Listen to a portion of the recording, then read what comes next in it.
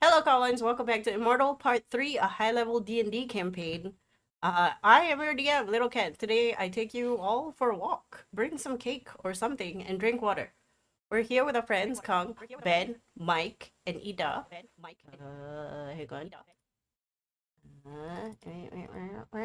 Yes, all of them. And they're here to do more stuff, except I apologize to Ida and Kang, who, depending on where this session goes, might be in the background.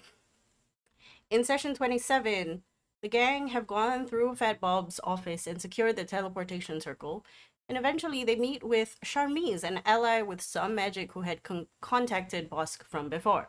She tries to give some advice before moving to assist Topher and Synax, who had eventually arrived, amidst the confusion from the guards, to do stuff to get people of Haviland to assist in securing Falsen, or parts of Falsen, as the new base of operations.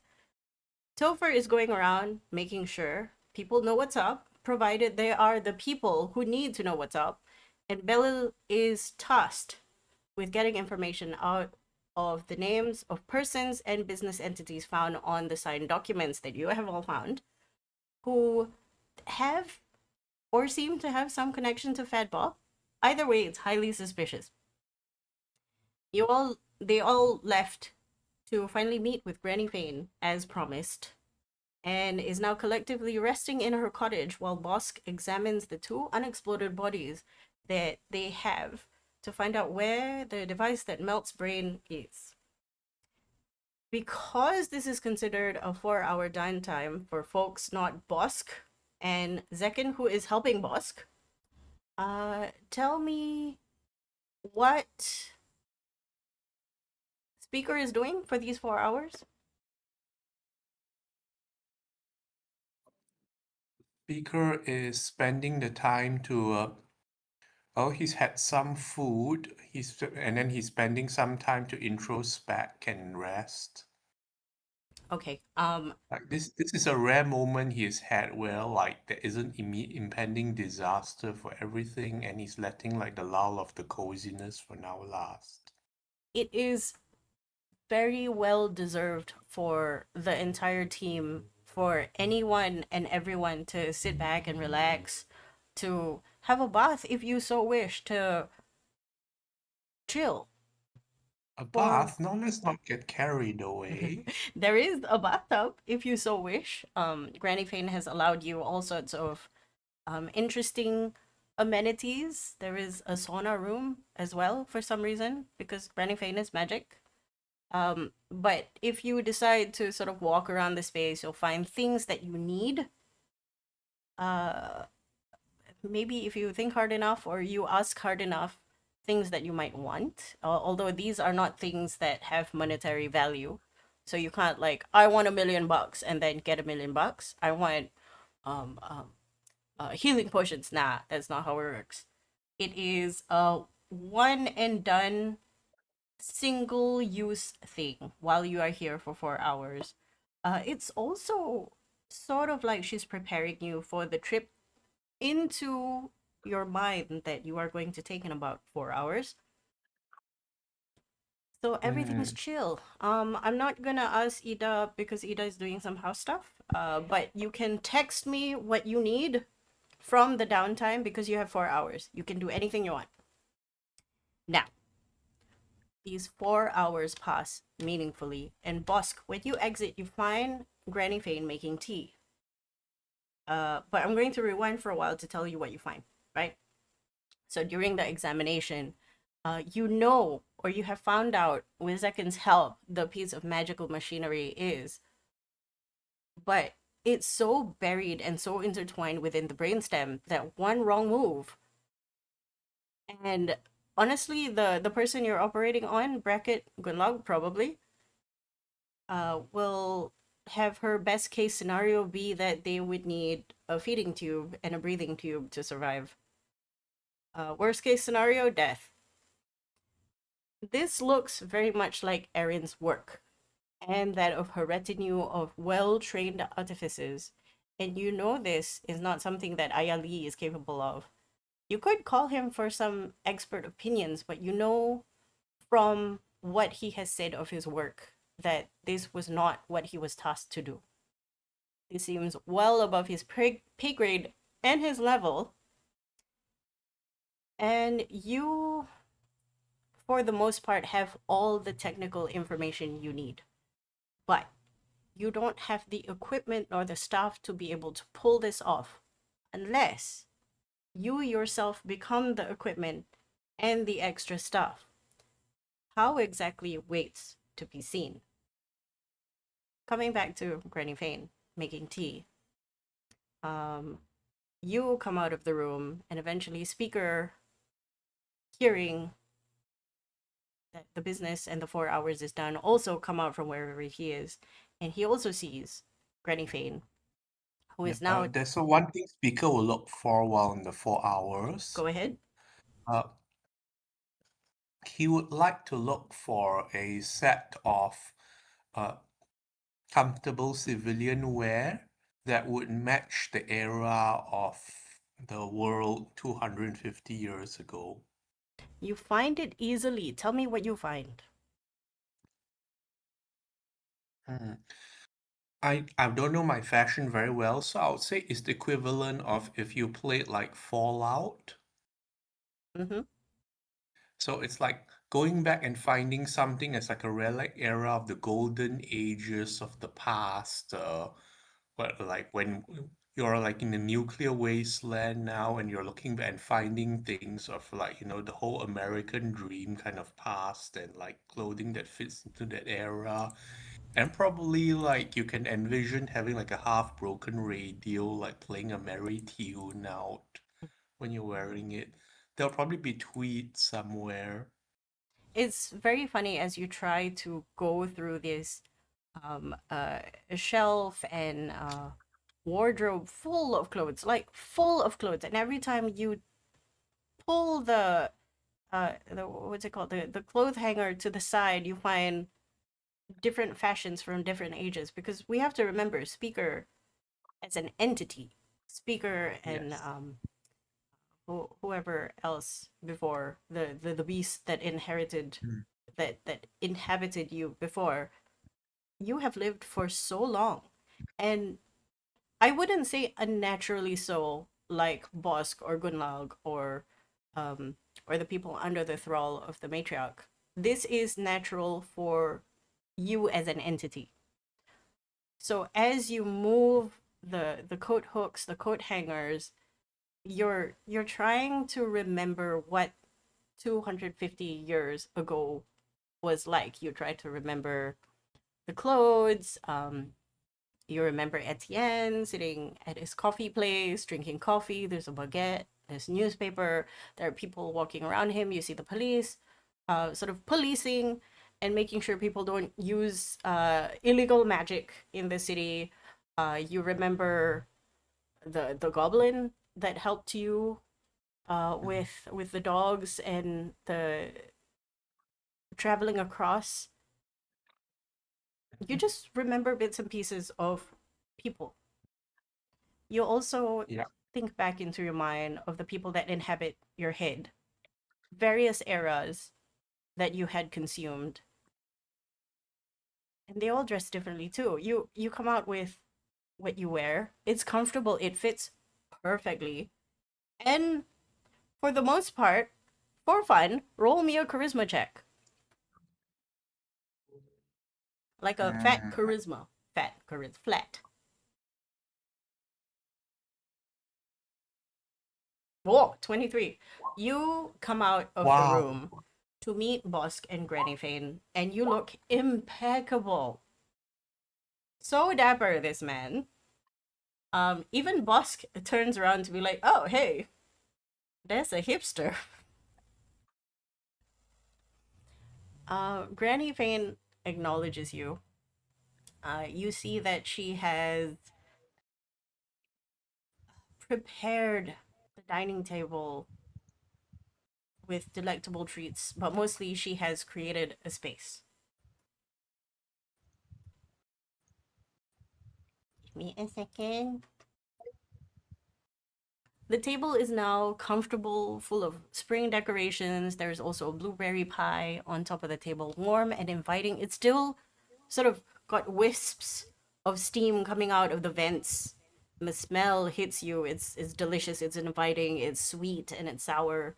She has prepared a space for Speaker and Bosk as well. Speaker, uh, you know that you're meant to sit on the side on the left of her on a long bench wide and sturdy enough to hold your heft. Bosk, a smaller but comfortable seat to her. Sorry, Speaker is on the right. Bosk is on the left. And Granny finally takes a seat in her comfortable single-seater couch with floral print at the head of the table. Um, when she realizes you haven't sat yet, she ushers both of you to sit down. And you sort of can guess that whatever's gonna happen in this space, it's going to be some sort of ordeal. Mm. Speaker, you know that she is requesting that you use your mindscape for all of this.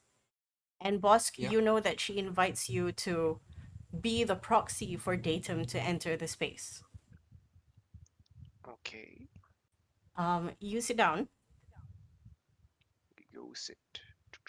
Uh, Speaker sh- will sit down next to her right and then like just offer a small little half hug to her like for physical contact purposes.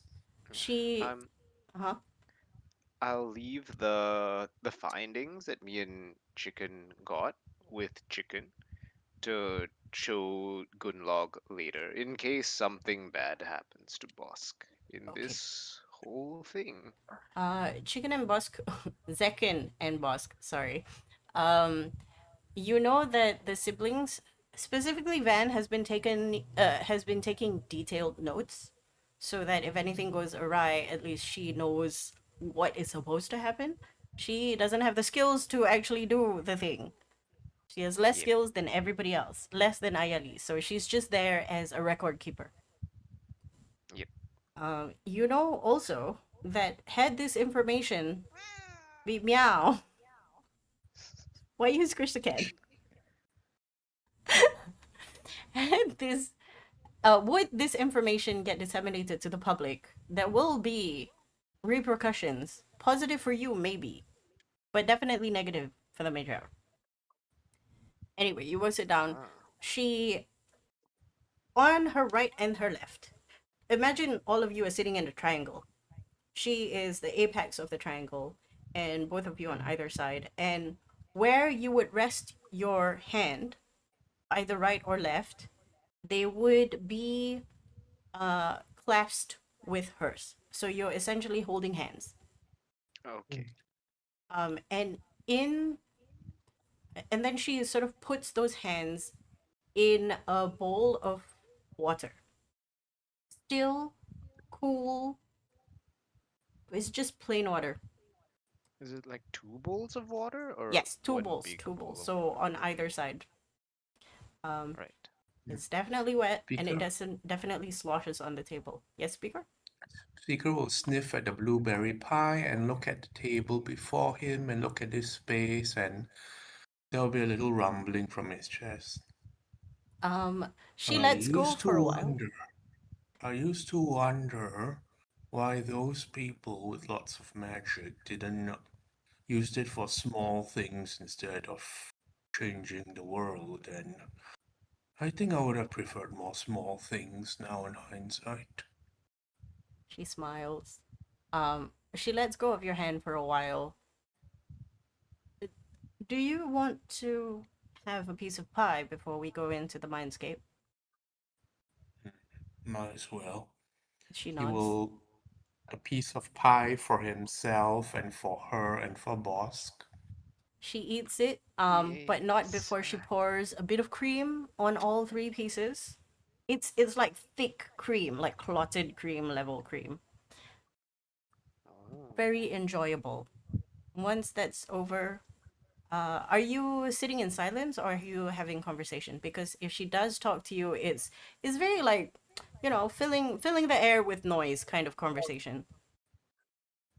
Yeah, he will stay true to his name of speaker.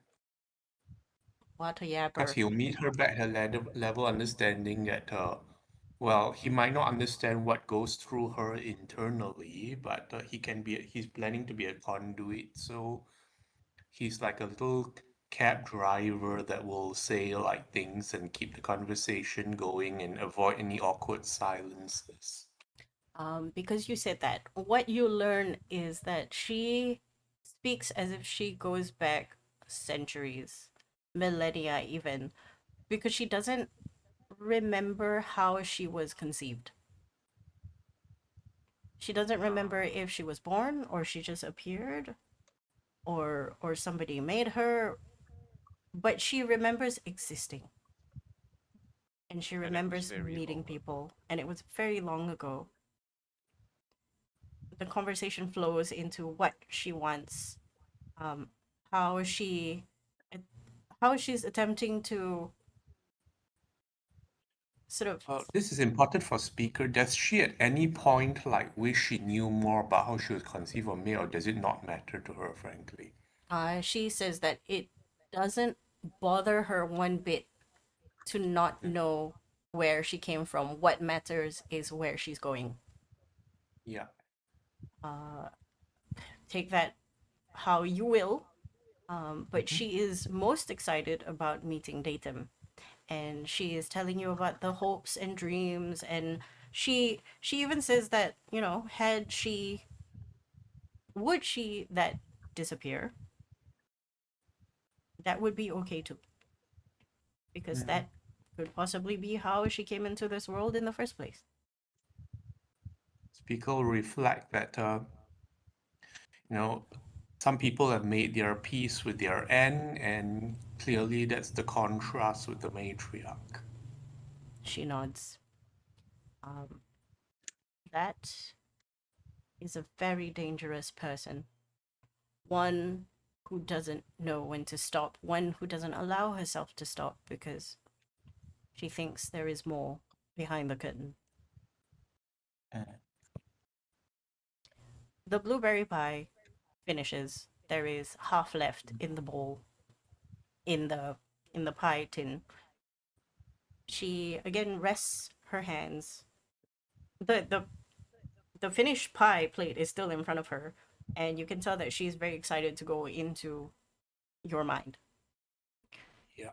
She puts her hand in the water as she awaits to cradle yours. Yeah. Speaker will lean in with still holding her hand, and well, his arms are long enough that he can reach around to hold Bosk's other hand too, if she's okay with that. Slap. Yes. You can all hold each other in a kumbaya moment, but as soon as Yeah. all three of you connect, the smell of the glade is intensified. You don't feel any wind. The air around you grows still. Are we You outside? feels like it. You don't see anything yet, but it feels like you're outside. You're still sitting on a chair. Okay. Bosk, um, there is nothingness around you right now. How do you call datum? Um, I will like expand my psychic field. Are there people? Do I still detect speaker and granny? You detect all, both of them. You don't Okay. detect anyone else. Okay. Oh, like where are the others? Are they not here too? Or do we go to a different place? You're pretty sure that you are now inside of speaker's mind space. Ah, Probably. okay. So from in here, I can't detect the people that would otherwise be nearby. So like Chicken, Gunlog, and Yeah. the kids. They seem to be away from this area. You cannot find them. I see. Okay. Um, I'll try to extend outward. Oh, but I don't think I'll be able to detect anyone else. So we need to project outward. Okay. I'll just try calling out then from within here. Like, is there a distinction between in the space and outside of the space? Outside of the space, you have your ability to see things. Even your blind sight doesn't help you here. You don't feel anything around you except for the chairs that you're sitting on, the bowl that you have your hands dipped in, and the hands Hmm. of your two friends. You feel the texture of her skin, you feel the texture of Speaker's fur, but there is no wind, there is no movement outside of this. The smell of the glade gets stronger as you project the the feeling out to try and catch datum. Yep. And just as quick, I'll yes, call out. you call out. What kind of call is it? Is it just like a mental yell? Like it's like a ping, similar to how I felt like a sort of direction and a ping. Like, I'm going to do this, say, like a similar thing. okay. Is it the same as your primeval awareness before, or is it more like you're doing your telepathic speaking? More telepathic speaking, because it's not so much sensing what's there, rather it's calling out. Okay. So usually your telepathic speaking is in a straight line, but this time, instead of a direct straight line with strong signal, you separate that line into an arc. And eventually Yeah, it's 360 degrees of calling out. yeah. It's just like sending out signals rather than detecting. And because there's no single target to lock onto, it's just like sending little messages in bottles out into the ocean. Just like the ocean, you feel the undulating waves of mental energy not impact you. You feel nothing for a good 2 minutes, and then you feel something. And just like that bottle, this feeling is like the breaking of glass. And then you find the two of you standing at the edge of a misty primeval forest. Ooh. You're not just walking through it, you're standing in the midst of some kind of forest as a shared mental scape, owned by Speaker, but molded by Datum. Because of this Speaker, you get +1 to all your saves and skill checks. Wahoo. You start walking through the heavy canopy and into the underbrush. Concerningly holding up the shards. Concerningly, as you walk through, you see bits of vines. I can also hear myself. Why? I Canopy. think what you're doing is working. Uh, Am I echoing? I think testing. No, it was Testing? it was Ben. Oh, okay. Oh, interesting. So Anyway, so as you walk through people the said, stairs, I think it's working, whatever it is you're doing. you don't see Granny Fane yet. Hmm. Um, both of you walk through the underbrush, and you look left and right. You look around you to take in the surroundings. There seems to be one singular path, but all around that path is like looking through a funhouse mirror, except different instead of different shapes. Uh, the shards of mirror reflects you with a twist. Speaker first, how do you see yourself?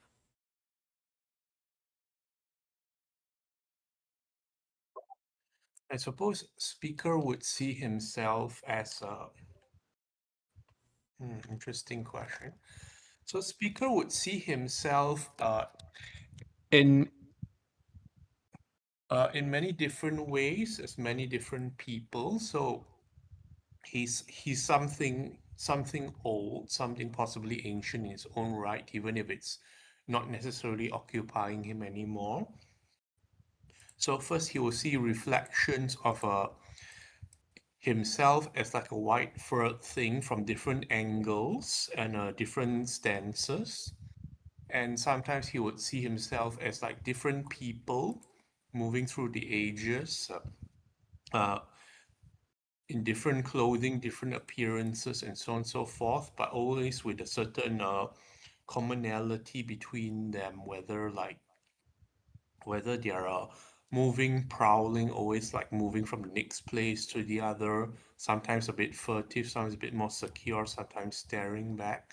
But there will be a fracture of various personalities and beings in here that represent all the aspects gathered over the ages. That vision of you is morphed by how Bosk sees you. Bosk, how do you see Speaker? Um, I think when when Speaker picked out his outfit earlier, did it look anything like um previous Wendigo character? Like the suit? He pointedly did not pick a suit, so he's like Okay. picked a civilian sort of garb rather than something like sharp and high performing. Okay. So it's like fluffy white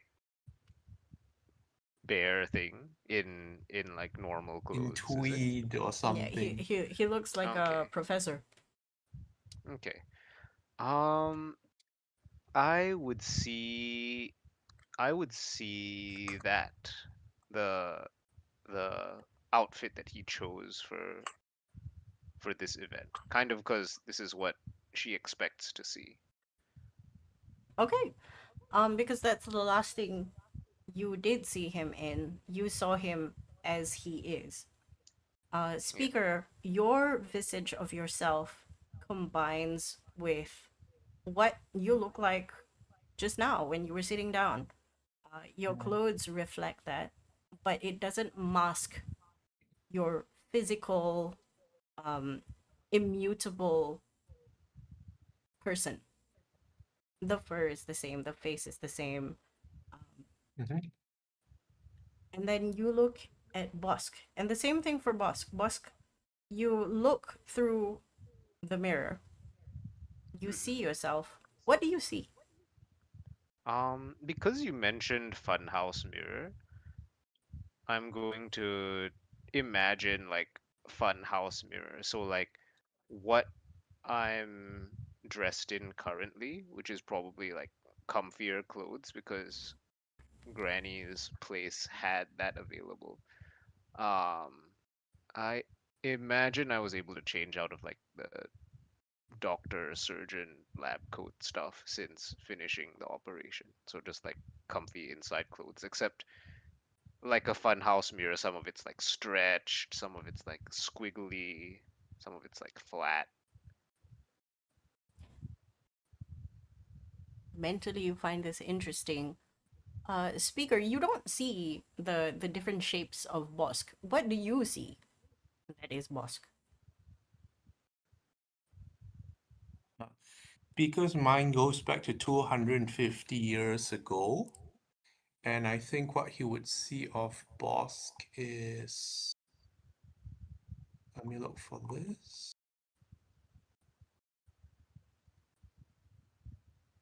Uh, okay, this one is a question.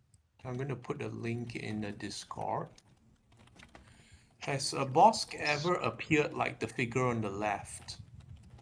The left, yes, Yes. that He would have would, been what she was wearing earlier doing the yes. stuff. Speaker would bring the imagery back to that before, like Dr. Rezan Bosk as a person, before being like a big doctor and before like the doctoring got even weirder and weirder and weirder. So he'll remember her essentially going back to like the roots of who she was before any doctor things took precedence. Maybe even like imagery of like who she may have been when like when interacting with the kobold with the mushrooms and all that. This is interesting for Bosk in particular because you imagine, you sort of see yourself undulating and changing as you pass by the mirrors. Sometimes your head is large, sometimes you look like a noodle, but at some point, your red glowing eyes disappear and you see what you look like before. Just a girl, a person trying to help others. It lasts for a split second as you begin undulating again, this time. Left hand large, right hand small, short, tall, big tail, small tail. Oh yeah, the kobold's name was Normandy, if it helps jog anything. Yeah, Normandy. Normandy. We remember Normandy. Unfortunately, you do not see Normandy here, for he is dead because Yeah. he's old. I Yeah, but stole this his is tail. the vision of boss that would have set up the clinic with Normandy helping and all of this. Yes. That thought actually puts you in a slightly more jovial mood, speaker. And Yeah. Bosk, you are not disoriented by your shifting shapes. You think that, this seems part for the course. This is normal for you now. Yeah, The the mirrors path. are strange here. The path widens to a glade of snow before it splits into two trails about 100 feet away from you. This place feels like an expansive plain, but also a fishbowl where you feel an entity larger than you watching.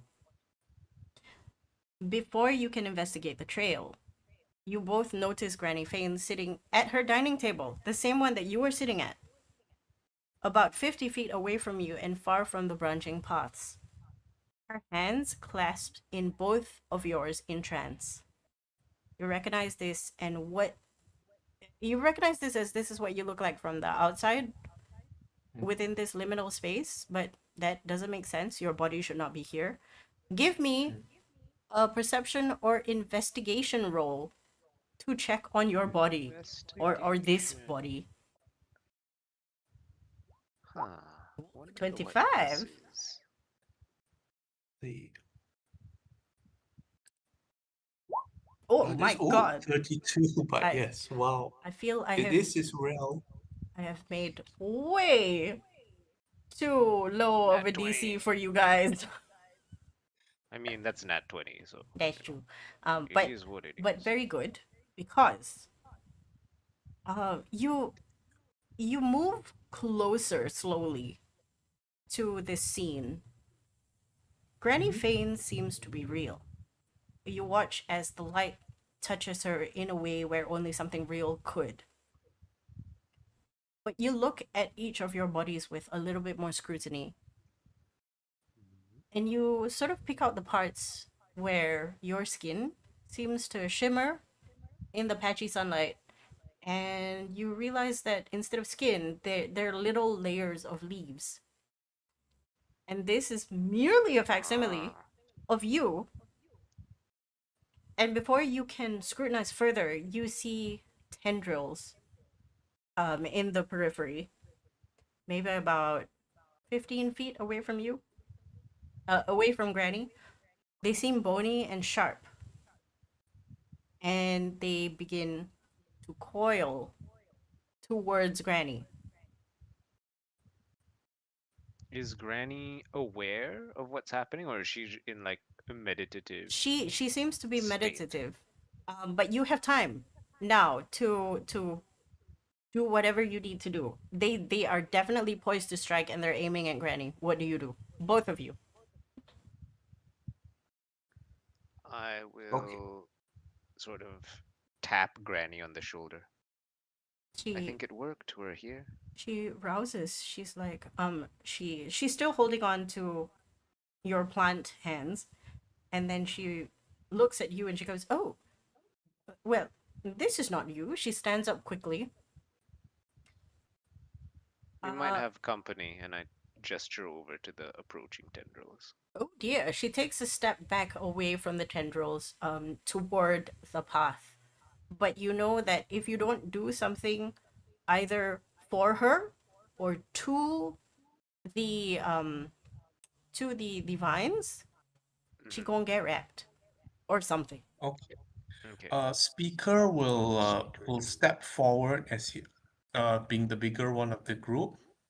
And the first thing is, do these bony, sharp tendrils seem anywhere like any extensions of datum, or does it seem like separate in terms of material and so on and so forth? Make me an investigation check. Okay. Is investigating. 7. Uh, Champion. Looks like part of the forest.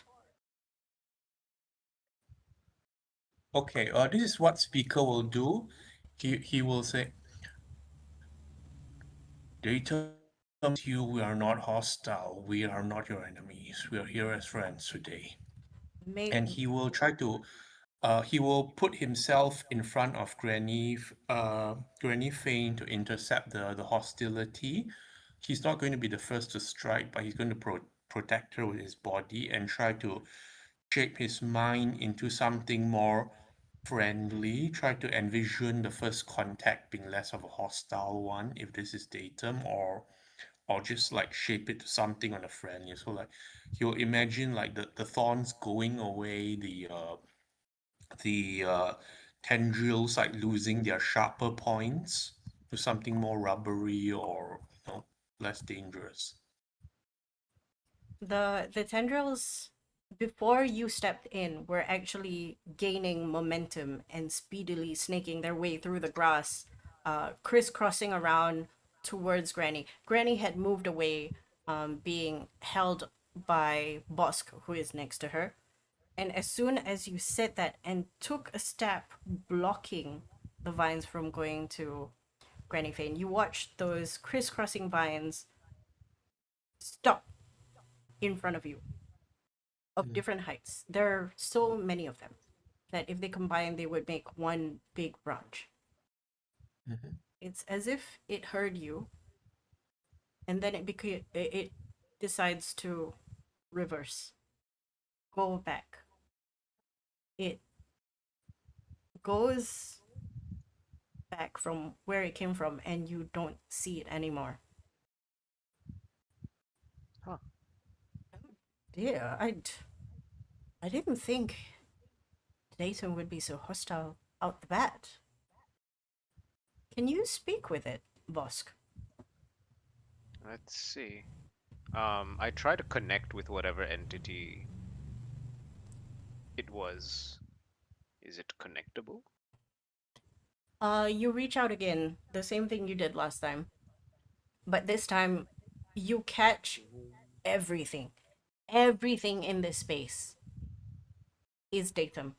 It doesn't want to speak. It wants to experience. It Ah, the connections worked. it deeply wants.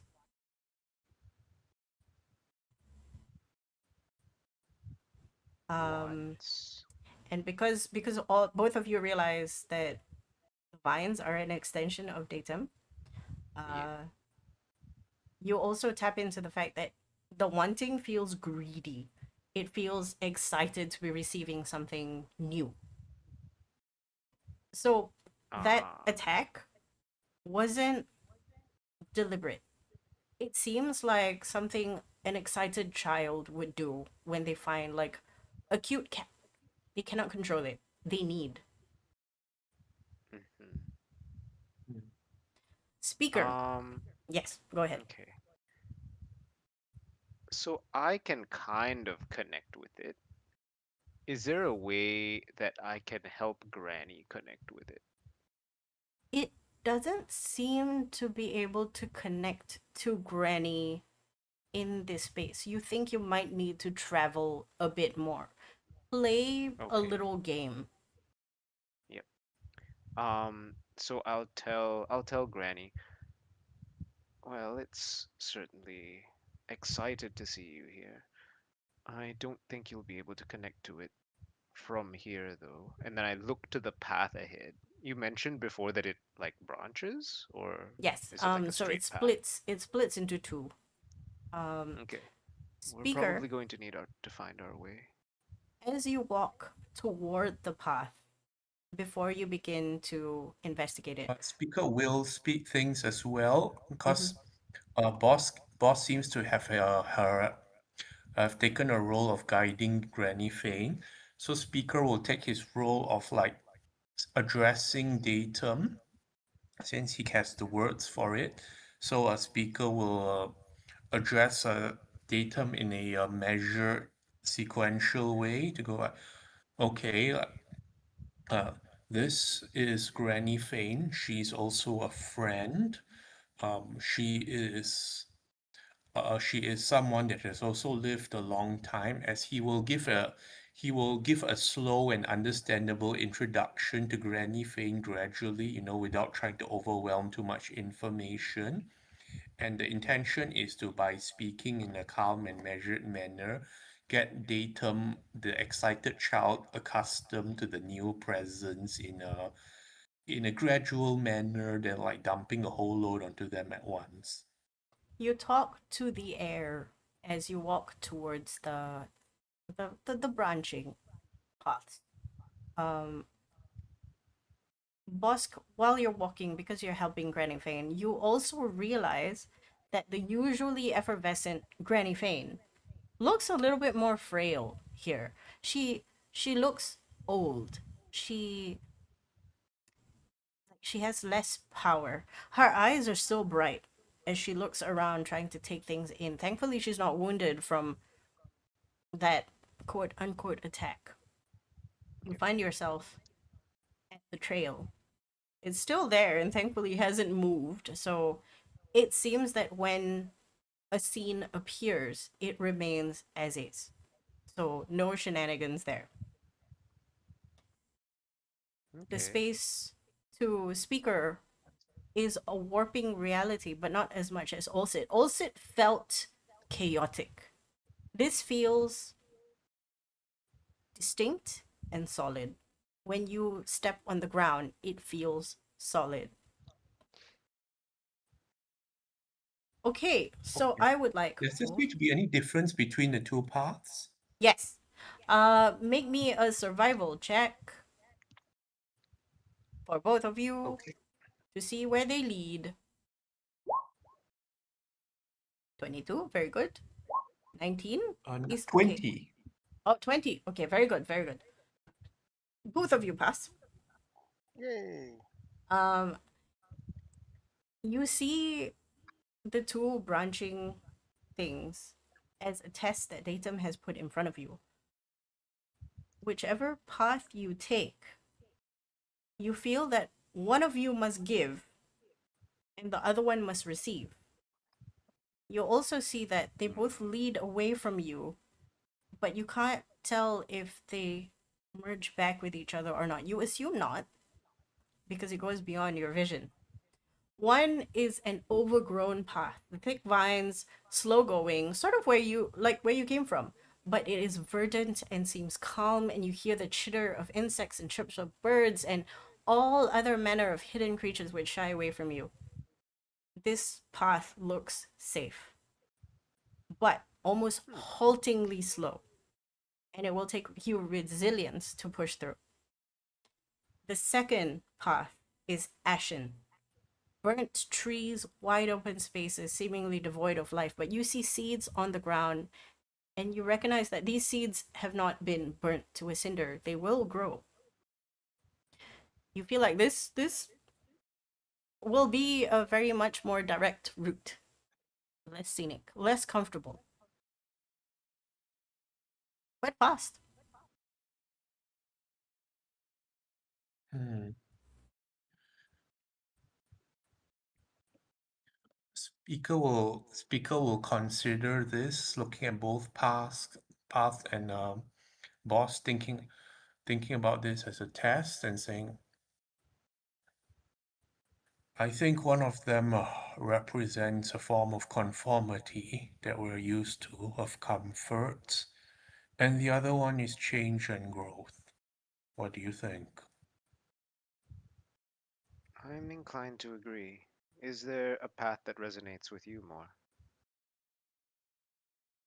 He will look at Granny Fane. How do you feel? As much as I want to give my opinion, I believe this might be yours to pick.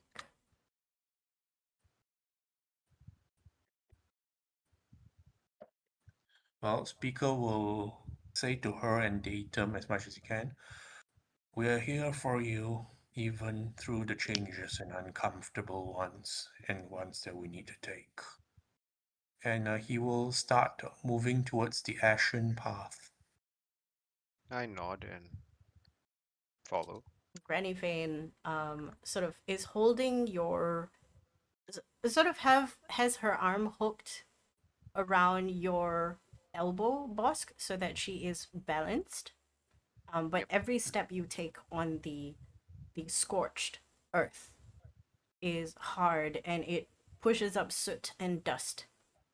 One person must take wisdom +2. One person must take charisma -2. What's this? Like, change to our stats or in damage? Change to your stats. Okay, so it's wisdom +2 and charisma -2. Yeah, so one of you takes the plus, one of you takes the minus. Ah. Um. Huh. Interesting. How much is Speaker's wisdom right now? 20? Can it go above 20, DM? Yeah, Okay, I'll for take the this situation. -2. You can take the +2. Okay. Okay, so wisdom +2 goes to speaker. Charisma -2 goes to Bosk. Yep. The walk doesn't take long. You clear Speaker the will trail. extend one arm as well to Granny Fane because, since there's Bosk and himself, so she has a balance on both sides. It's very much like a scorched earth metal version of the yellow brick road Hmm. in Wizard of Oz, except instead of skipping, you're both like tentatively walking in a good speed. You're not running because Granny can not that she cannot run. It's just she seems so feeble compared to when she was in her glade in her cottage. You arrive after that short walk, covered in soot and ash, but relatively unfazed, and find yourself in a circular clearing. In the center of this clearing stands a house with a bright blue door, smack in the middle of a fault line dividing that house. On one side of that fault line, the house is in ruins. It's dirty, grimy, broken, and crumbling, but somehow still held together. On the other side of the house, newly built, the light fixtures unobfuscated by dust and grime, hardware still shining in newness. All the windows and doors are closed, and you cannot tell if they are locked. Bosk, you We look approach around. the house. You approach the house, but you look around unsure of whether or not this space means you ill will, especially after, the old lady just got attacked in the first bit. And after a little No. bit of time, you feel that it does not. It's another one of Datum's shenanigans. This time, Datum requires to look inward, just for a moment. You walk forward, and Granny stays back. She unclasps her arm from you, and she waves both of you forward as if she knows what's going on. I need one person to roll a perception check and one person to roll an investigation check. Speaker will I take perception. investigate. Yay, I'm not good at rolling in Ooh, good. perception.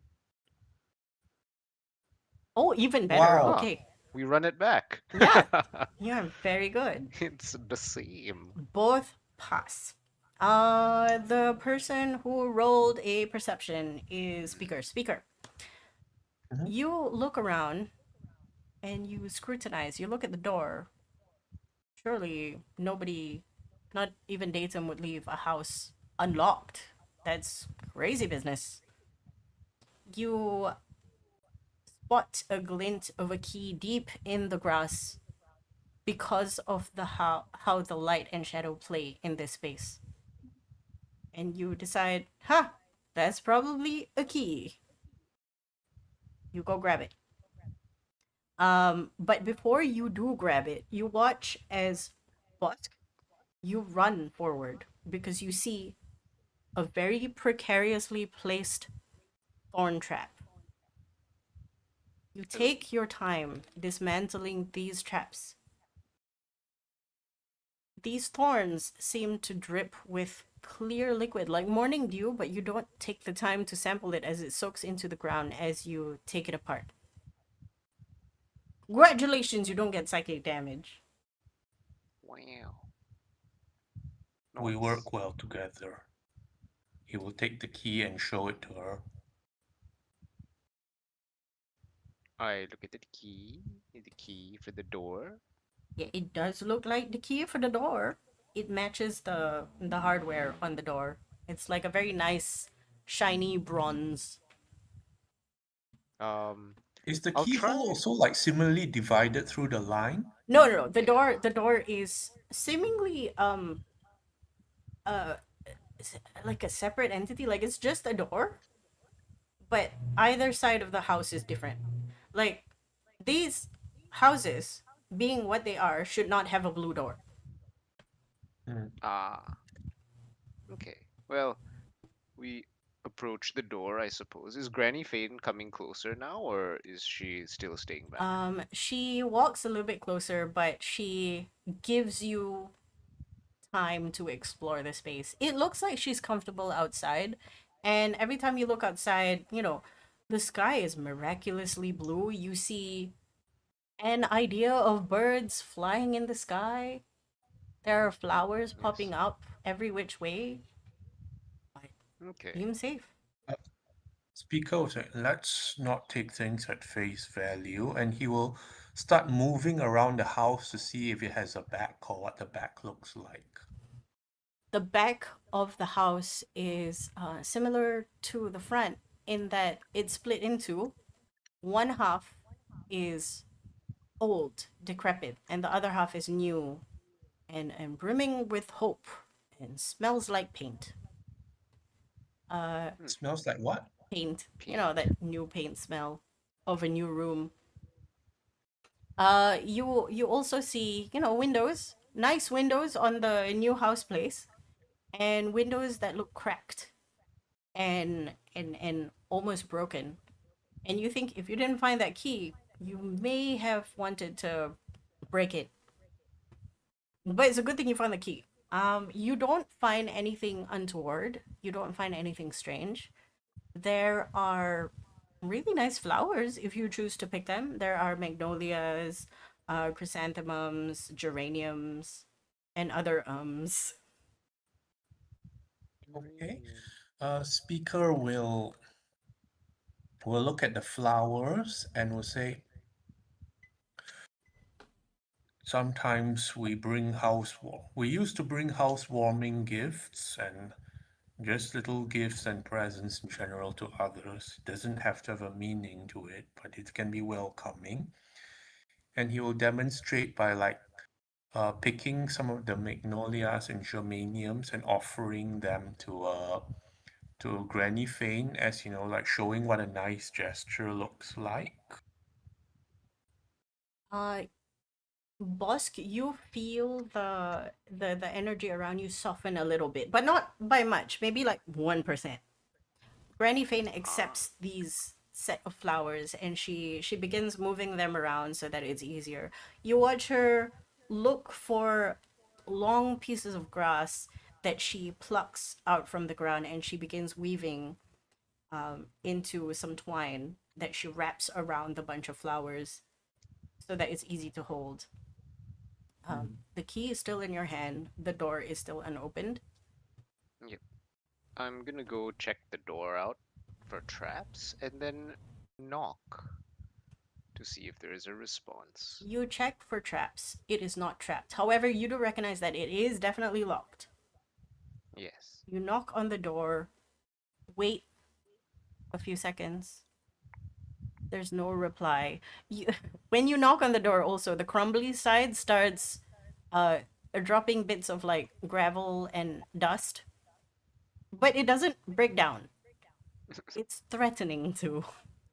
It's like I knock on the door, the wall falls apart. No. Okay, I guess we get in through there. Well. Okay. Yeah. Well, since there's no response, I will use the key. Well, speaker will also say this when a boss is knocking, says, it may be a house and we may have the key, but it's always polite to knock still. And he will explain to Datum again, like how inviting someone into your house works, that he is that he's glad for the invitation and the opportunity, like again, like showing how people work. We don't just home invade just because we have the key, explaining some of this. Fantastic. Um, Bosk, you hear this in the background as you put the key into the keyhole and you turn clockwise and you hear a click. Ah, The door opens. is anyone home? Peek inside. You look inside, and the inside is totally different from the outside. You expected to see half the house disheveled and the other half of the house clean. Inside is very cozy. Feels very Granny Fane-ish, except it's a little bit more Art Deco, mixed with New Century, New Century modern. Both of you walk in? I'll Well, peek in speaker first, will. and then if no, like, I do call out, is anyone home? And then if no response, I'll like slowly open the door a bit wider and then take a step in, look around. There is no reply. There is only silence. You don't feel any movement of air. And there's no smell. Funnily enough. I wonder whose Hmm. house this is. Speaker Whose will it's also meant to comment be. as he's going in and say, it is good to compliment someone's house as you enter. A house can show quite a bit of the person, and he will thank the host, whether it's datum or otherwise, for again like presenting hospitality. He'll explain the concept of hospitality being what you show to others. This is again like a little kindness, a little reflection. And a good home is a full one. So that's the concept he'll try to get across, as he will also enter slowly after like greeting whoever is there, whether or not they're listening, waving his hand, and he will move like respectfully in this house. The house is sparsely populated with things. While walking through etiquette of going into a new house, while you're talking about a full house is a happy home, you see a wall with a couch in front of it and a lamp, but on that wall there is pictures in picture frames like the ones people have of their family. Busk doesn't Mm-hmm. recognize the people on this wall, but Speaker does. Everyone who resides in you, in your Mm-hmm. mind, is present on these walls. Scarily. There is Mm-hmm. even a photo of Kel, lightly obscured Mm-hmm. behind the lamp. It's sort of as if he's illuminated but hidden.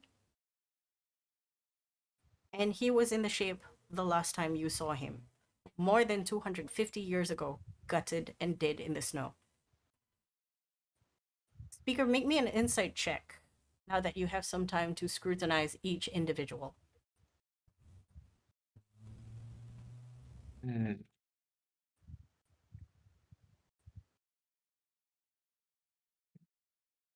This place it's been a while since I was here. All right, insight.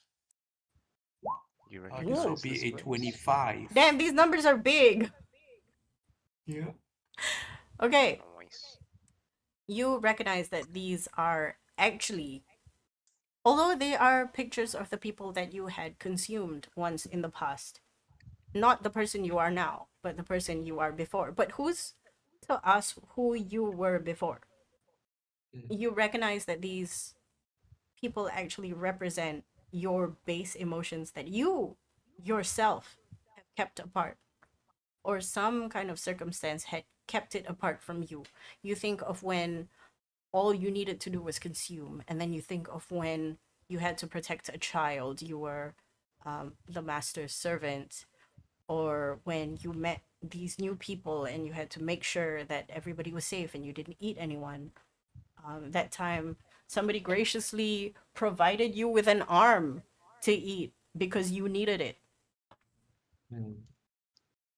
This is fractured from you and given names, histories, personalities of their own. And that's what you learn. What you want to do with this information is up to you. Speaker will take a deep breath and say, in a way, these are like my family, my internal family. He will continue addressing the host and others who may be listening. Ah, They are bits and pieces of my past, and some of which made me who I am today. Others kept apart, but they are all a piece, just like the house is a collection of furniture, and a house is also what we make it to be, whether in parts or in full.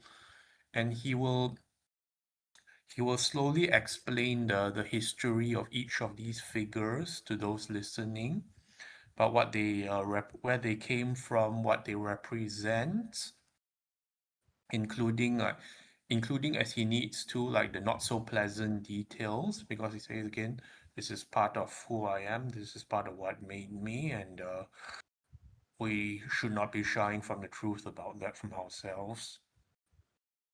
so And he you will retain actually like something move the then. lamp aside from the cow picture towards the end of it.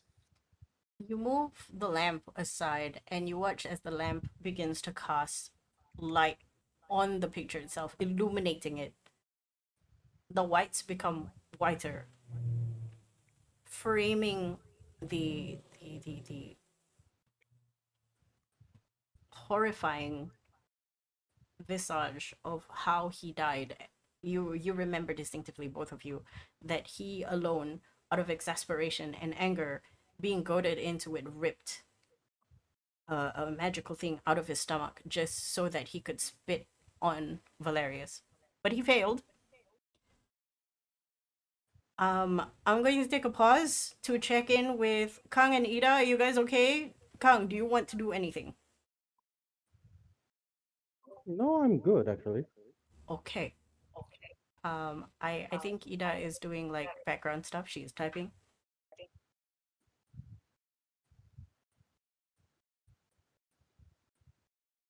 Gunlag is tinkering with the doll of her mother. Not her mother, of mother. I'll let you know stuff that happens there. Uh, Fun thing. This time, if you are alone tinkering with the doll, you try again to open the Creepy things happen. creep things. Nah. You try again to remove the armor from her, the helmet, and it actually comes off now. You look at this stern woman, but you see kindness in her face. You see smile lines that shouldn't be there. And this perplexes you because there's no way you don't remember her being or looking this kind. This is some bullshit. Okay, we cut back in.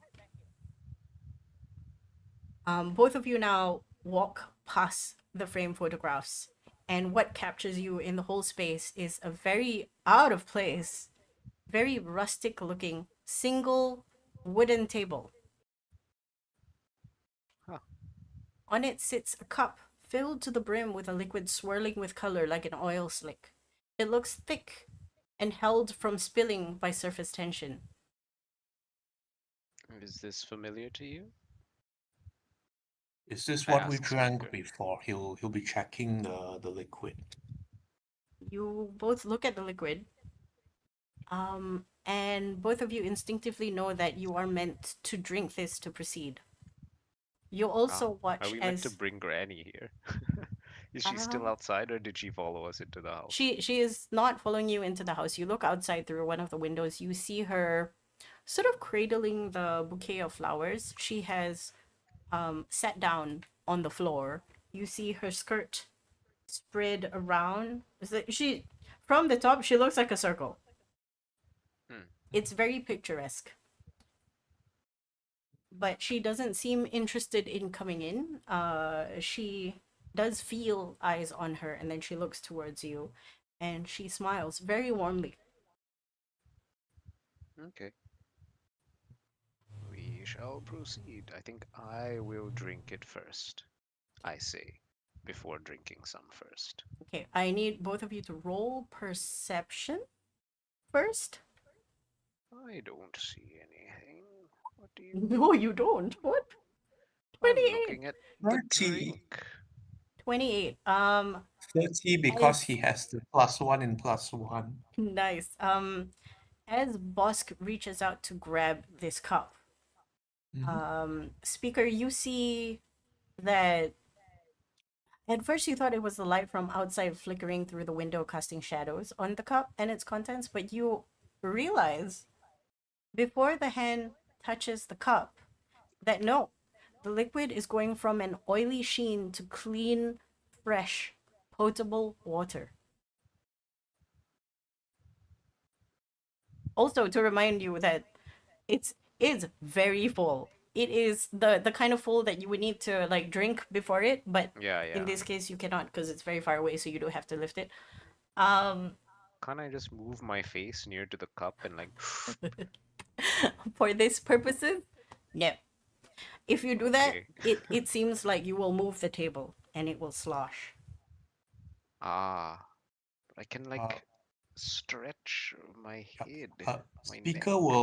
Speaker will pause Boskin it and explain what he sees to her. Oh, Yes, it changes consistency as you get near to it, but I think the trick is to not spill anything. It's not that it changes consistency, it has an erratic change from oily liquid to water. And it doesn't stay water for long. Mm. It's like oily liquid, water for a while, and then oily liquid again. It's like teasing you. Should you drink this? Yes. But how do you drink this? I don't know. Well, Um, well, well, Speaker will say, I recall when we, Datum, if you remember when we met, you gave the option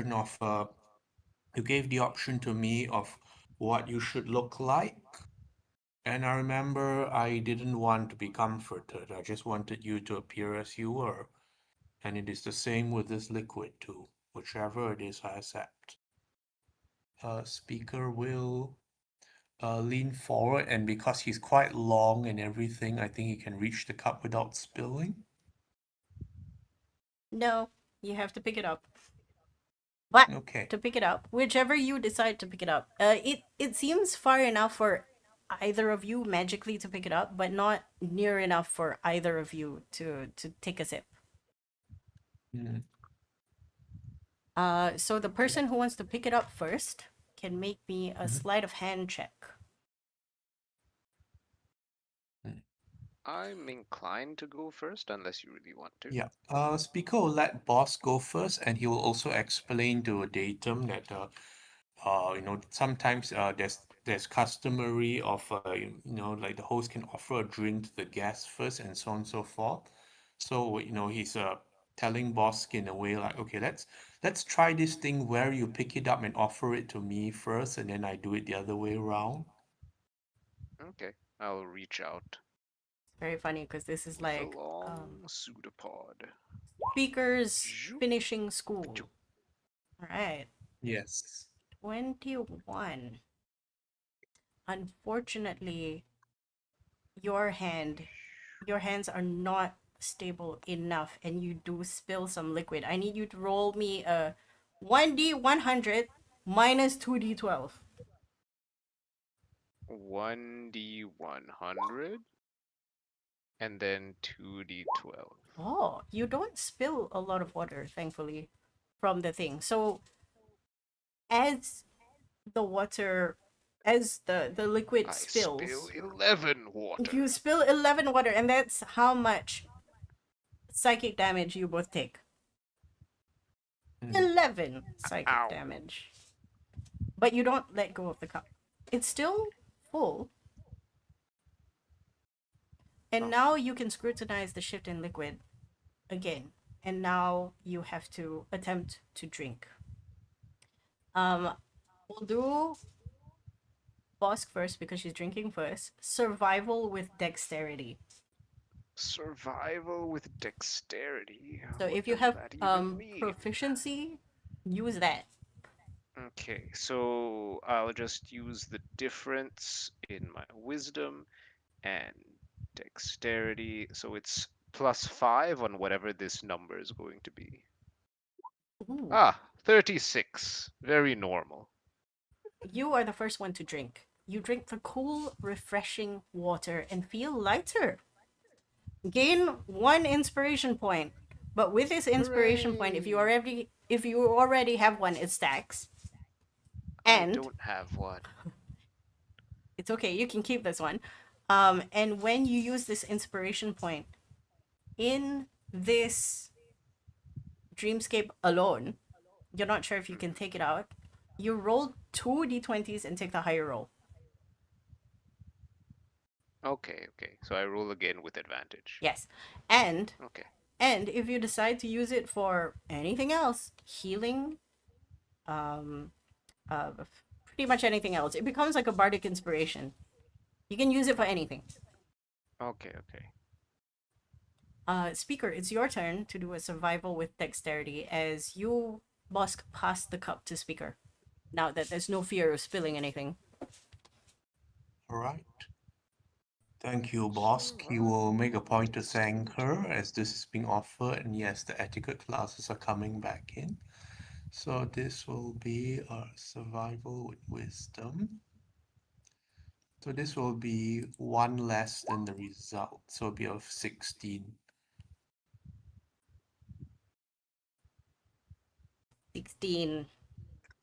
Unfortunately, you drink thick, viscous liquid. It tastes sour and metallic, and it throws you a little. It feels like drinking very, very strong alcohol. The kind that might make you blind. I need you to roll No. for this moment because you failed. For any dexterity based anything, you do so with advantage, but anything strength based, you do so with advantage. So dex disadvantage, strength advantage. Okay. Okay. Hmm. So you're stronger and clumsier. Yeah, like drunk people. Thank you. You thank all the same. You watch as soon as you finish the liquid in the cup and place it back on the table. The windows open, uh, and a cool breeze flows in, leading you back to the front of the door. Oh. Okay.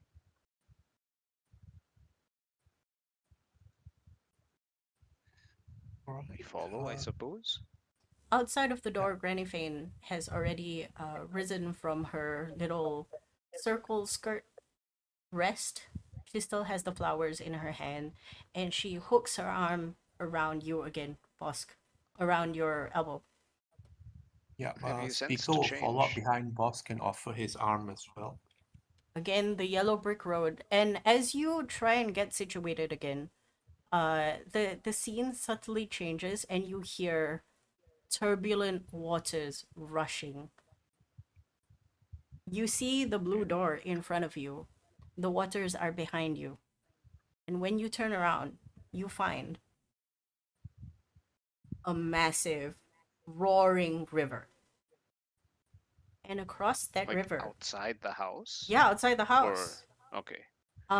If you turn back, the house is gone, and behind Ah. you, it's just empty fields of green.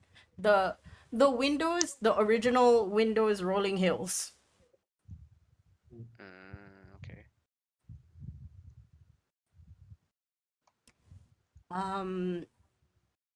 You see across the river that there is a door in the middle of nothing.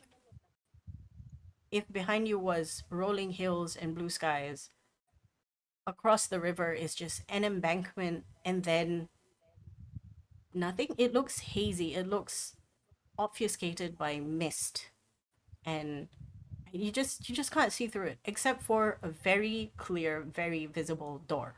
This time it's not blue. What color do you What see? color is it? What color is the door? We get Yeah. to decide. Yeah. Oh. Green, why not? Green. Okay. Yes, It's green door. it's a verdant green door. The same green that you saw when you first came in with the thick underbrush of forest. You recognize that this is maybe where you want to go, and because there's nothing beyond that, maybe the end of where you want to go. And you feel Granny relax a bit, and she goes, I believe this is where I have to go, and alone. And it seems that this is the last hurdle both of you have. Let's get you there then, Granny. Both of you look around. There is no bridge. And you know that if either of you jump into that water, no matter how strong you are, speaker, and because you have that stupid monk shit, Mhm. you still cannot take both of them with you. You can go alone. The question is, how do you take them? Make me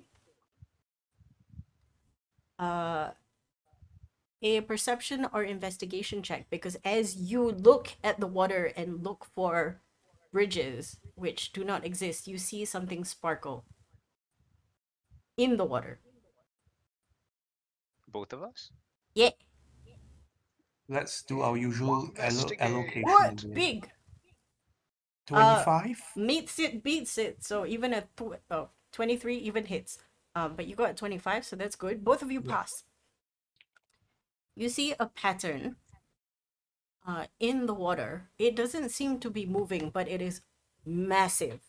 Almost the width of this river.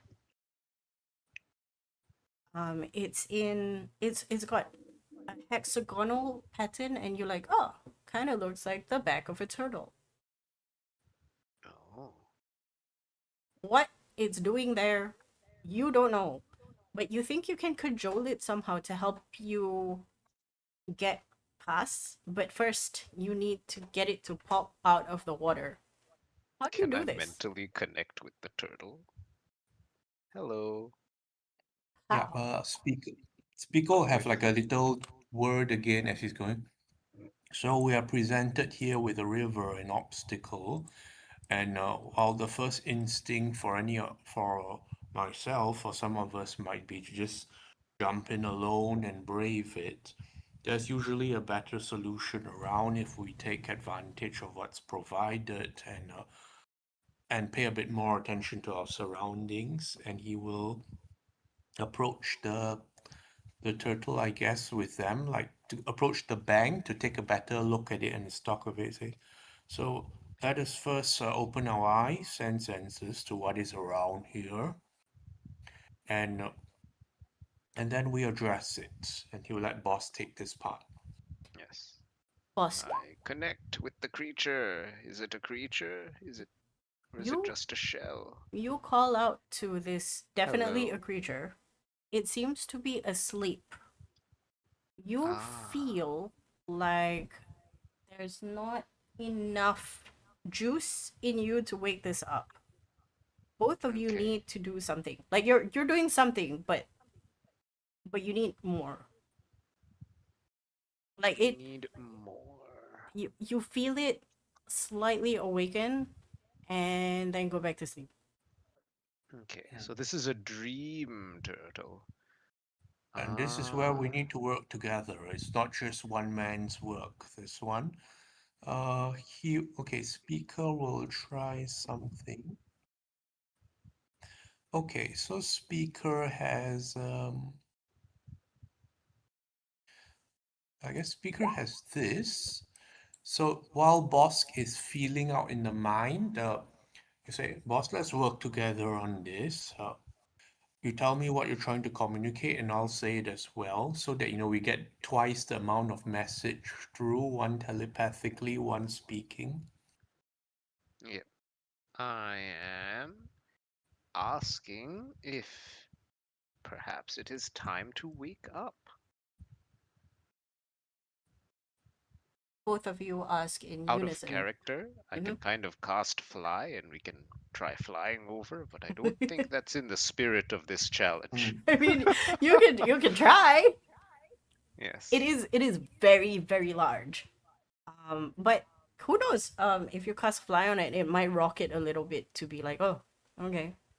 No, like No, shaking no, somebody awake. as in like I can cast fly on Granny Vane and Oh, we can get No, across the that would not be river. you advised. can Yes. certainly try.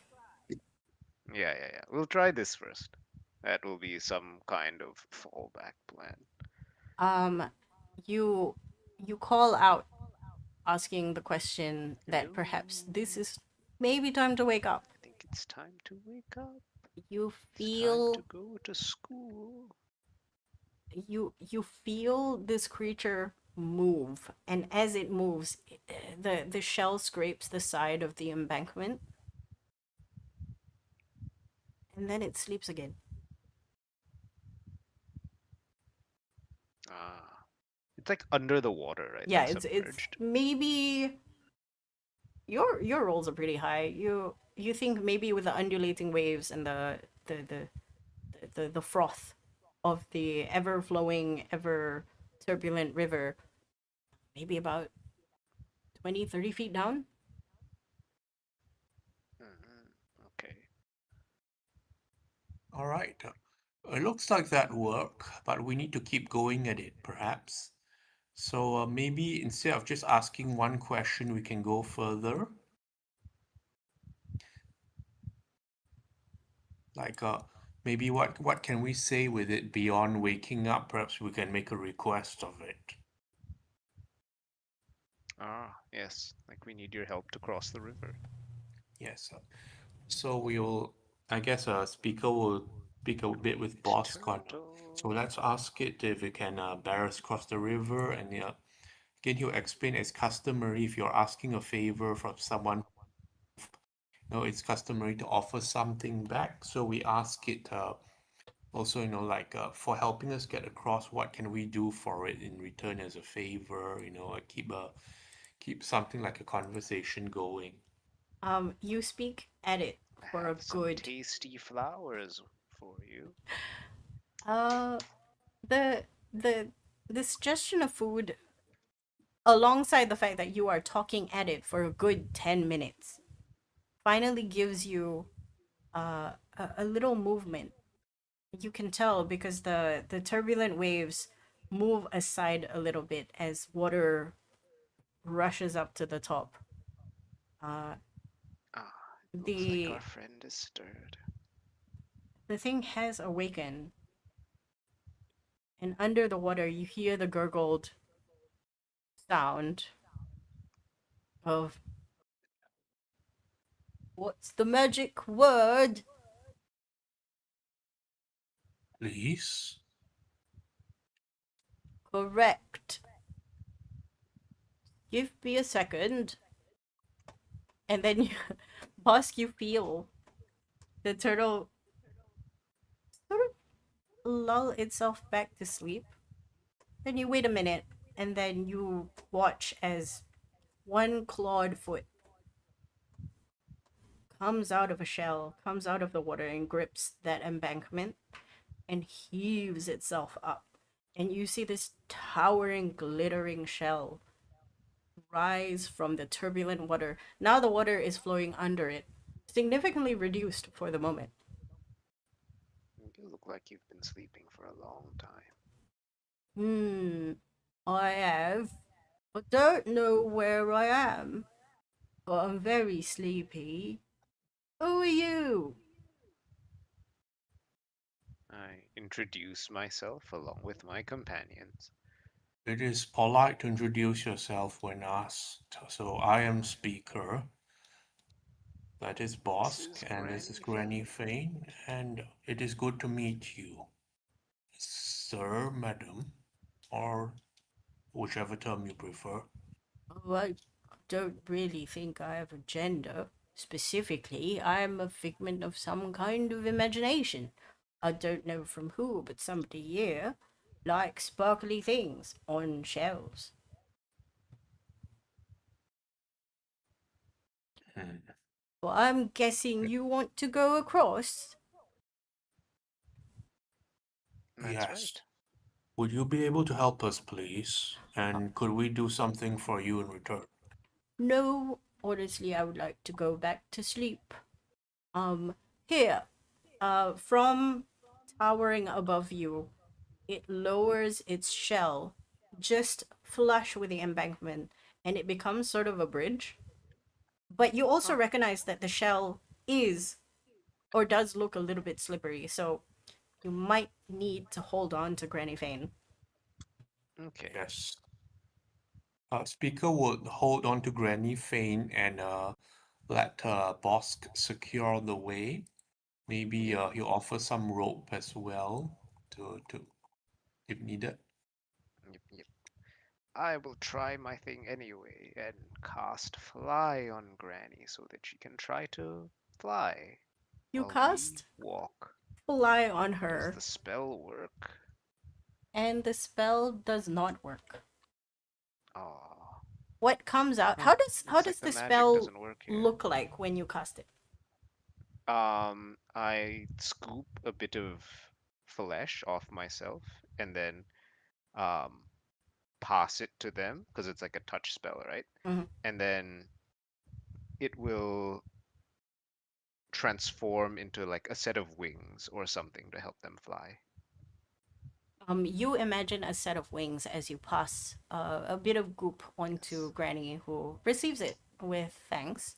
But instead of turning it into wings, you see a cascading um, cape of flowers extend behind her, trailing about 5 feet. Huh. Well, Does that help you fly? she she thinks about flying. She goes, "No, but at least when I go across, I look devastating with this." Huh. Interesting. I guess things work differently here. Upon casting that spell, the turtle's head moves toward both of you. It seems to gloss over Granny Fane, content with whatever she is. And she goes, I, I have a bit of a question, because I'm not really real. Can I ask both of you, and you must not lie, what do both of you really want? He's asking me and speaker. Yep. There's a very clear sincerity to a question, to that question. You mean out of this or in general?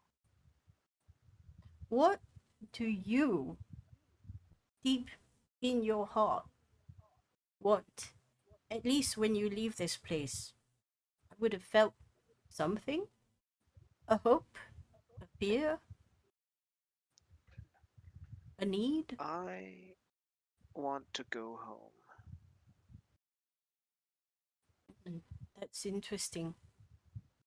I don't think I have a home. What about you?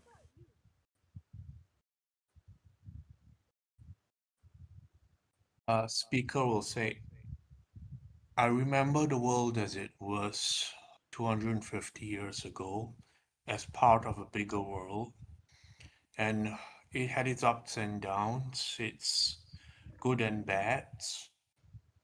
And I took a lot of things for granted and didn't look at others.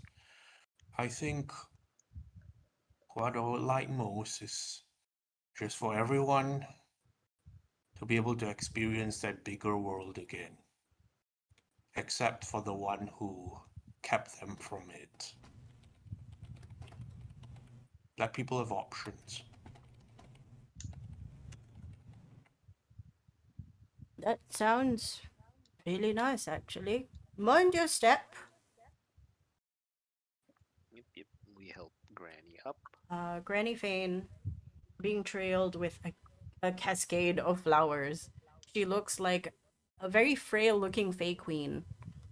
She, on either side, clasp between both of your elbows, slowly walking past across the shell. There's a few times where both of you almost slip. Because what seems to be on the back of this shell is large emeralds, sapphires, rubies, just every which way, and they're massive. You finally step off Shiny. the turtle. The door is Thank you, Mr. Turtle. 30 feet from you. Thank you. Oh, it's perfectly my pleasure. I'm going back to sleep now. You don't need to go Enjoy back the across there. dreams. Probably not. All right.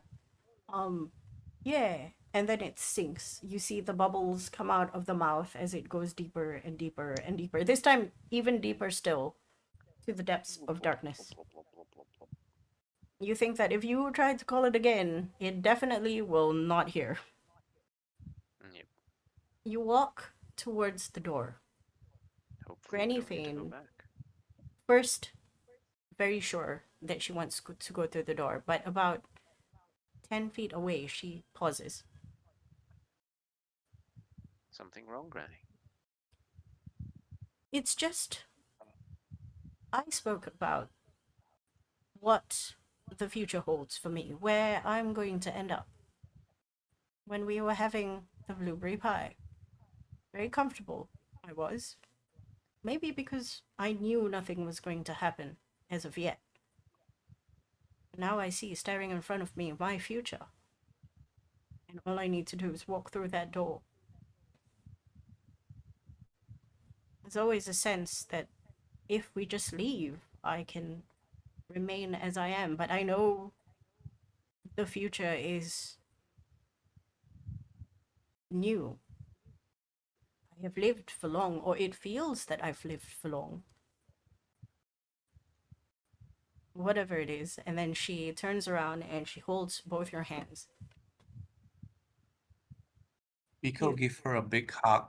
She gives it back. I'm not very good with goodbyes, but we will see you again. That sounds better. Whatever I become, I will definitely not forget both of you. And I'm sure that the amalgam between Data and I will try to help you achieve what you need. And I know you'll do great things. And your wishes, I also wish they will come true. I'll see you on the other side. She opens the door. She goes through and she moves the cape of flowers away from the door so it doesn't get pinned when she closes it. Yep. And as it's about like maybe 4 inches to close, she peeks out and she says, "By the way, if I don't appear, the glade and the cottage will disappear in 5 minutes.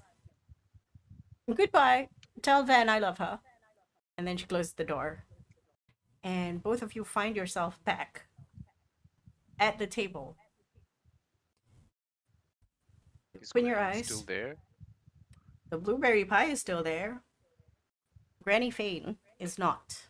In her seat is a little cabochon of a turtle covered in jewels. It's Mr. Turtle. Hello.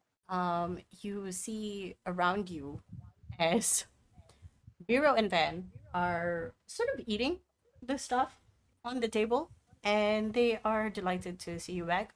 Oh, so you're back. Um, she sort of turned translucent and disappeared. Where? Yes, she conveyed that she loves you both very much, and we may have about 5 minutes left in here, depending on what happens, but we should treasure the moment. You say treasure the moment, and you watch as Van immediately gets up and starts piling things that isn't bolted down. She a pack rat All right. through and through. Um, I will take a leaf out of her book and go pack up my things, um, I'm doing just this. in case. I'm not sure if anything will still be here, but I'm hoping they do because some of her stuff is really nice. And then Mm. she sort of pulls like macaroni art of the of the pantry. She's like, Some I of made her this when stuff I is was very 3. nice. Uh, I am take I the turtle. You?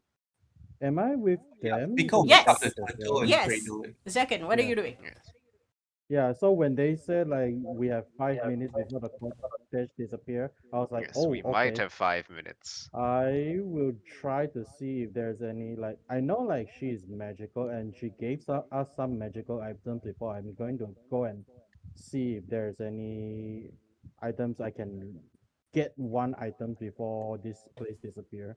One thing you do realize is that whatever room she has given you before she disappeared is Hmm? still there. Any new rooms is no longer available. Hmm. Hmm. So your So yep. I remember she was fiddling with chess when she gave us some of the items in the kitchen last time we were here. Last time. So I'm going to go back to that place to see if I can find anything. Unfortunately, what you see in that it's sort of a mantelpiece. But at that mantelpiece, you don't see the same chest. You see a bowl of uh nuts. Um, you also see like multiple little figurines of ducks, That's but you why don't see ducks. that magic box anymore. Oh, all right. I'll grab some nuts. Okay, you grab a handful of nuts. Are you sure you don't Mhm. want to take that bowl of nuts? I'm gonna. You know what? I'm gonna take the full bowl. Okay, you take a full bowl of nuts. Write down in your inventory, never-ending nuts. Oh! Never-ending nuts. Okay. Big W. it's it's like the infinite jar with the mayonnaise, but it's nuts. Yes, yes. Speaker, if he still has his clothes, will just pick up and cradle the turtle. I don't know how to spell it. Oh, the cabochon. Cabochon just means like this round gem. I It's a don't know gem the encrusted spelling. turtle. Cabochon. Give it cabochon. Let me write it down. Cabochon. I also don't Turtle know what that word is, in but it sounds very covered French. in gems. Okay. Infinite nuts. You also watch as Ven and Biro are quickly pulling up their cold weather gear. Mm-hmm. Yep, pretty much. We don't. We know where we are, right? The place You didn't move. you know We're where just you are. outside Folsom Yes, still. Okay. yes. 5 minutes. Is the wisdom and charisma thing still there or gone? You. How do you test? Hmm? How do I you look at test? my stat sheet. No, how do you test as a character? It's like a No, stat no, sheet that was appears. asking our character. I suppose speaker wouldn't try and test it. That was just me asking as a player. How Okay, then in would that we case, we'll test see it? when it comes up. Yes.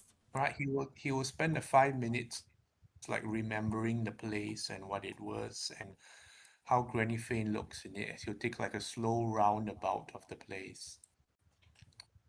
Ida, Gunlog hears uh, an extraordinary amount of activity outside, and Gunlog, where are you? I'm assuming Gunlog participates in the oh shit, ransack the place.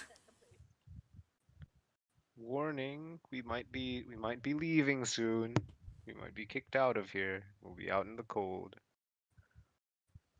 I don't know if she's here, so I'm going to assume that she's around and she's ransacking.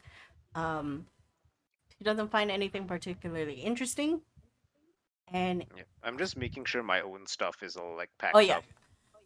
Yeah. you're 100% sure anything you leave that is of your own will appear in the space.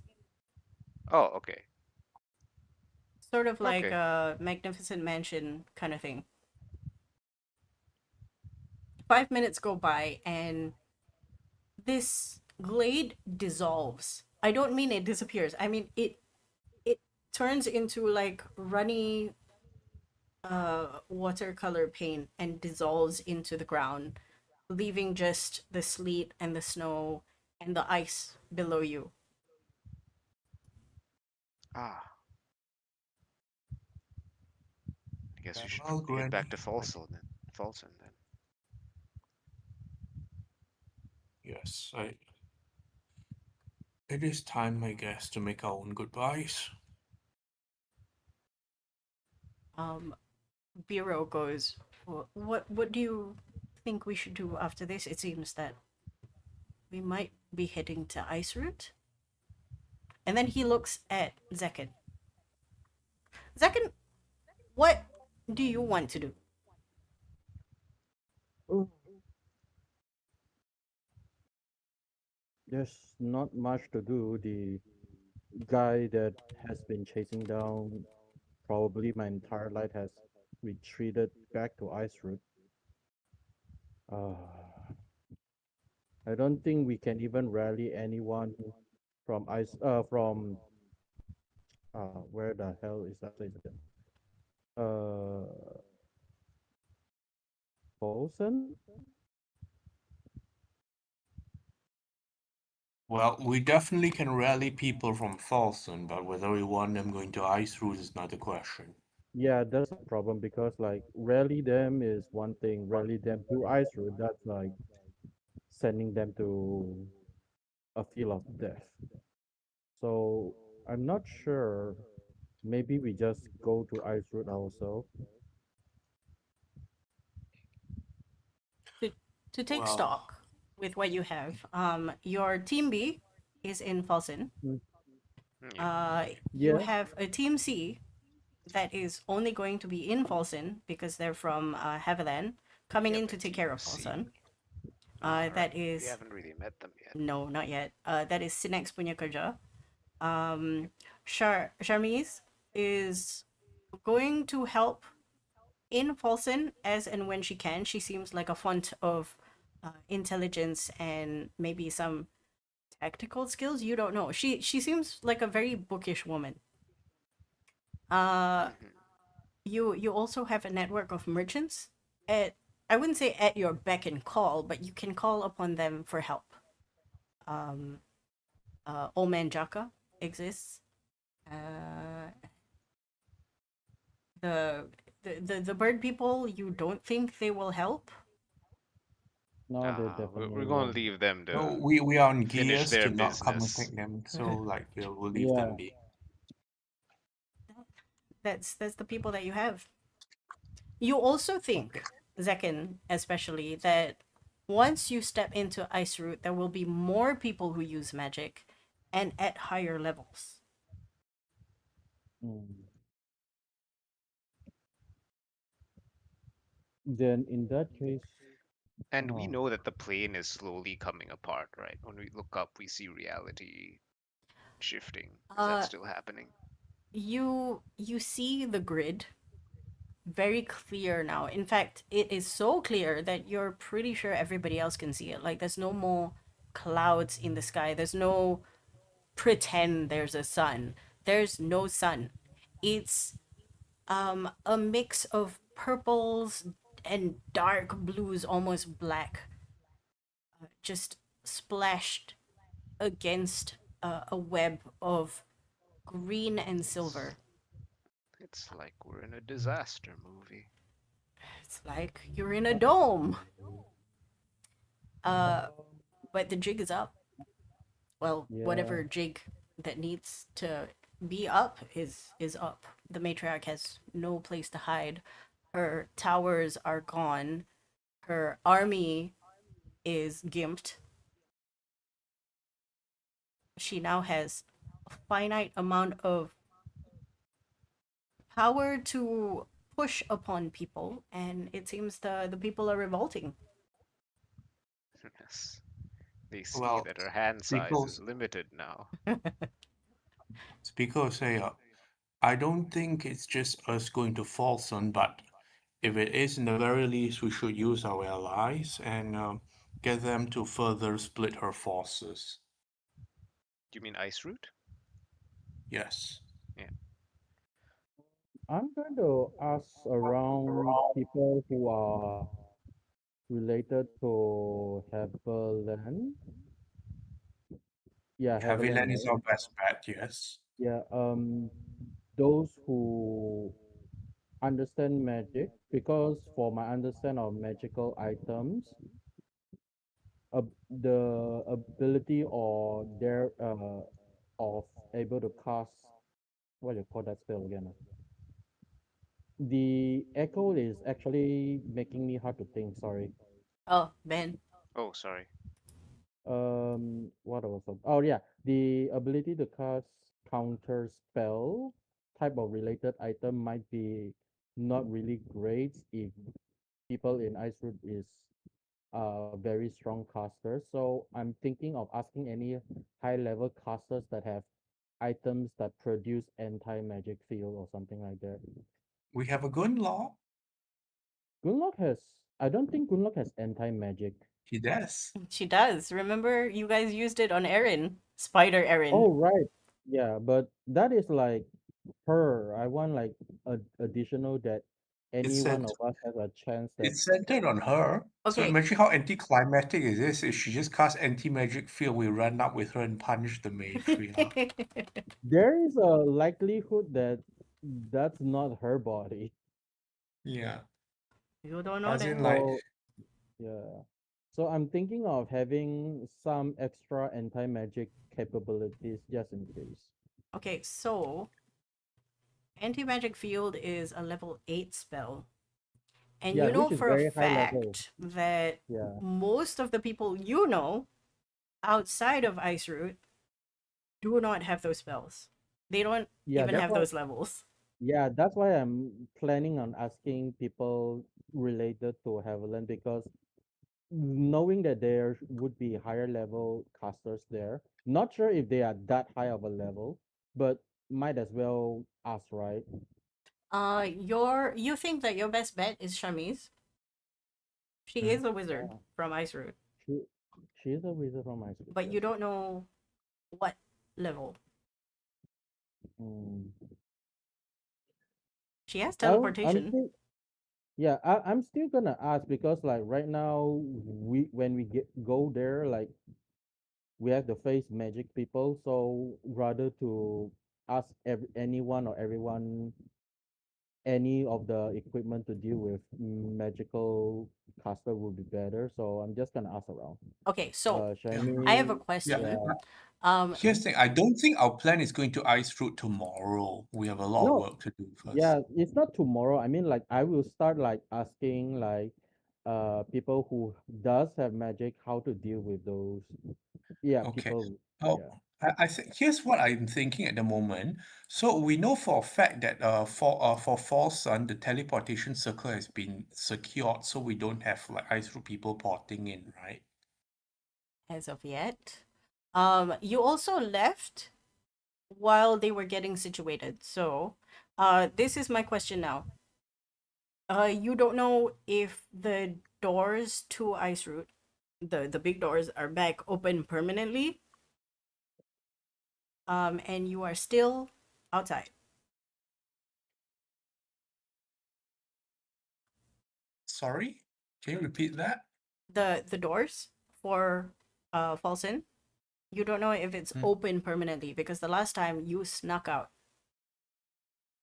Oh, right. The last time. Wait. When did it even open back again? So we don't know It if it's didn't. open or closed. So, Topher helped you get through that door somehow.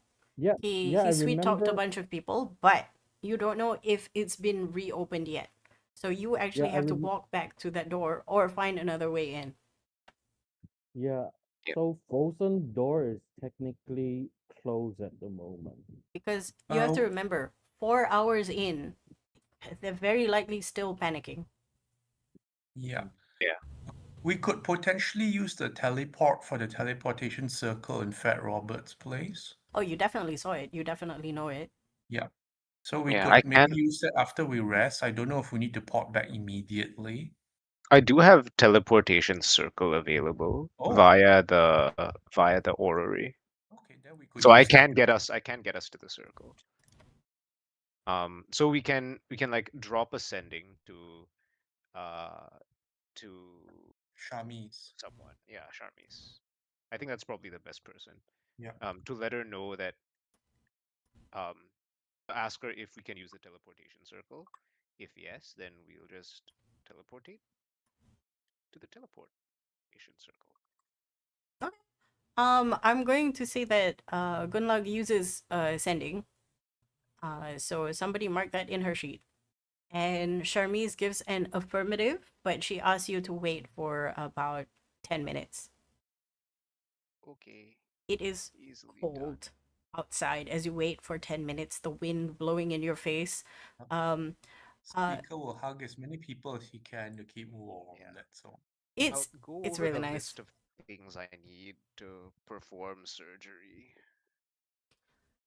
You recognize that a lot of the stuff that you need for the surgery itself, like really thin needles, very clean area, professionals with absolutely the steadiest of hands. Um, you cannot, you probably cannot find it in Folsom. You might be able to dig it out of Erin's lab if it hadn't already been ransacked. Yeah, You Aaron's lab is exploded. What it about the is. other labs that we've gone? You don't think there's anything there. Yeah, Okay. they were kind of blank when we went in. But that being said, okay. Shall I deduct the slot from Gunlock? Yes. Um, Oh, yeah, I did already, I think. Level okay. 3 spell. Okay, got it. Okay, so here's my thought, guys, for the next stage of the plan, or Yep. whatever the stage might be. I'm thinking the next stage is rather than like do an alpha strike into ice route just by ourselves. I'm thinking what we can do is we can master our allies to secure gold fields and what's the other place called outside? I forgot. I only remember Goldfield. Hang on. Yeah, I only We remember have a map. because we That went there. that's true. What is the name of that place? Hang on, let me create a map. The place is called drumroll Hot Mesa. Yeah. What mess? So remember speaker's concerns from before that if the matriarch has no resources left, she may start sending people out to the nearby places Mm-hmm. for To her like soul try and to whatever. Yes. harvest. Yes. Assuming So she our has the soul harvester. yeah, but our priority should be to secure those two areas to like stop her from getting new souls. Yeah. And that's also like a good place for us to put a Haviland army or the closest thing to an army as we can to like, force Ice Route to like deploy security along its walls instead of centering inside it. So that's Yeah. my thought. Also, if we deprive her of Goldfield or Mesa and she can't reach other places, she might start doing things to people inside Ice Route, which, would further weaken Ice Route. Okay. Mm-hmm. And Scary, that's when but we can okay. go in. Okay, okay, okay. Yeah, yeah. So Um, properly like corner her then. yes. So with Like that, we set up what looks like a siege kind of thing, and then we have the means to like go in after that, rather than us jump in with no one at our backs. Yeah. No, that's fair actually. Yeah. Sorry, all DM, you're saying? fair and good. Those are really good plans. 10 minutes pass by. You're having this conversation. Bosk, My alarm goes off. your Beep, beep, alarm beep, goes beep, off. beep, beep, beep. Ah, we can leave now if we like. Does everybody like? We leave now? Yes? Yes. Yeah, yeah. The cold is not so good for the others. Yep, All right. yep, yep. Gather around. I pull out whatever piece of the orrery that's used to power the spell. All right. If I remember correctly, I load up Hambo's memories. Ah, yes. This is the circle. And then I cast teleportation circle. You cast teleportation very quickly. It doesn't. It's not difficult. You've done this so many times. I've never actually cast a teleportation circle before. You haven't? Yeah, First time. It's like different regular teleport. from Yeah. regular teleport. Ah, This yes. teleportation circle, you know factually that you have no chance for a miss. You know that you're gonna end I up have there. the coordinates. In fact, it's much easier than average teleportation because you don't really have to think about it. You just have to draw the circle. It takes 1 minute. You do the Lonely Planet circle guy, and then you tell everybody to gather around. You close the circuit. You draw the last symbol. You use the orrery you cast, and poof, you don't magically turn into Coco Crunch. You do end up in that dark room. And as soon as you appear, the darkness turns to light. You see in front of you, Shermise. You also see you don't see your friend Topher, but you do see a bronze dragonborn. Oh, I cannot remember her name right now. DM has never remembered her name for a long time. Correct. The last time we spoke to her was a really long time ago. Anyway, I'll remember her name somehow, and that is where we're gonna stop for today. Thank you for watching. Yes, for sure. Hello to new subscribers. I hope you enjoyed the game. Subscribers. Wow. And we'll see you next week. Yes. Yeah. Okay, drink water, stretch, walk around if you can. And good night. Bye. Bye. Thank you, everyone.